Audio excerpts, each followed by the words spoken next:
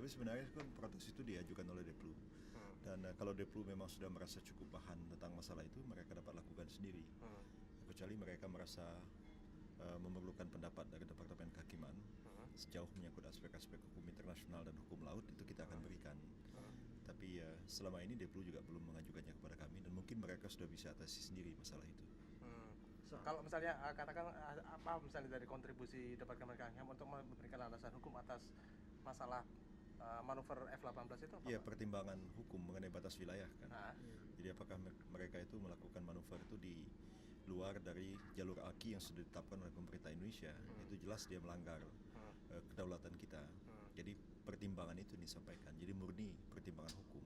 Cuma sampai hari ini saya belum terima ada permintaan dari Deplu untuk melakukan analisis yuridis terhadap hal itu. Jadi kalau Deplu memang cukup bahan tentang itu dan dapat menyimpulkan sendiri, sebenarnya mereka tidak perlu minta kepada Kehakiman sebenarnya. Ya, kalau melalui Pak Yusril sendiri, memang itu ada secara hukum kelautan kita misalnya, apakah itu melanggar atau enggak gitu Pak? Kalau saya dapat koordinatnya saya bisa pastikan, tapi kan saya nggak punya koordinatnya. Jadi ada sampai koordinat berapa?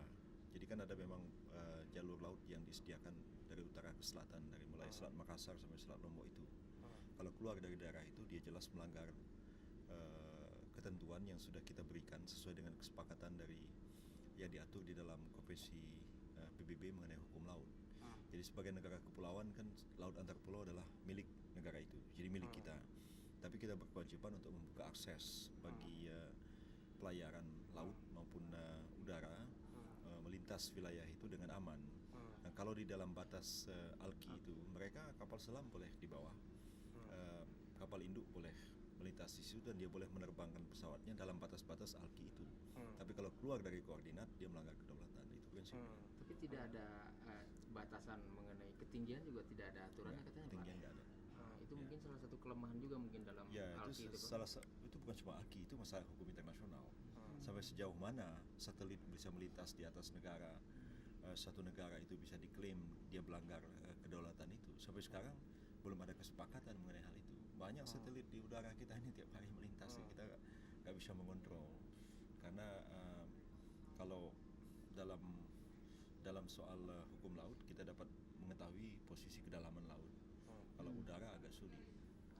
Sampai sekarang belum ada kesepakatan internasional mengenai masalah itu. Atau mungkin dari Departemen Kehakiman bisa bersifat proaktif misalnya untuk memberikan kontribusi ke Deplu supaya bisa memberikan nota diplomatik atau tidak? Itu juga ada Direktorat Hukum Internasionalnya, dan mereka juga banyak ekspor di sana. Kalau sekiranya mereka dapat menyelesaikan persoalan itu sebenarnya tanpa terlibatan Departemen Kehakiman pun sudah dapat dilakukan. Jadi sebenarnya posisi kami pasif dalam hal ini. Kami menjawab permintaan, pertanyaan kalau dirasakan perlu, tapi kalau tidak perlu ya kami tidak proaktif. Ya, Pak, soal yang kemarin baru 2 hakim selesai saya pelajari, yaitu Benyamin Rapel, hakim pengadilan Jakarta Barat yang sekarang ini sudah dimutasikan sebagai hakim non justisial pada Pengadilan Tinggi Jakarta, dan satu lagi Sukandar, ketua Pengadilan Negeri Semarang. Jadi terhadap Benyamin Rapel itu memang setelah dilakukan pemeriksaan oleh Inspektorat Jenderal, memang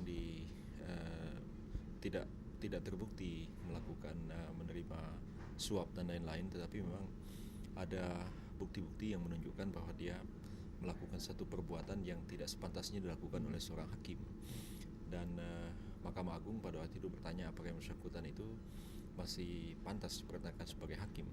Departemen Kehakiman tidak dapat menjawab pertanyaan itu. Karena itu kami menyampaikan masalah ini kepada Majelis Kehormatan untuk memeriksa yang bersangkutan, karena itu menyangkut kode etik hakim.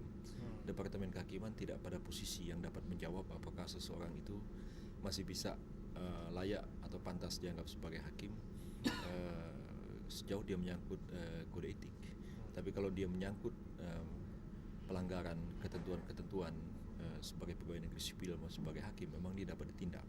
Jadi kami memang dalam waktu dekat ini akan serahkan persoalan Benyamin Rapel itu kepada Majelis Kehormatan untuk memeriksa yang bersangkutan, dan kita akan lihat apa hasil pemeriksaan dari Majelis Kehormatan itu. Kemudian terhadap Ketua Pengadilan Negeri dan Pengadilan Niaga Semarang, itu kami lakukan pemeriksaan dan kesimpulan kami sama dengan Mahkamah Agung.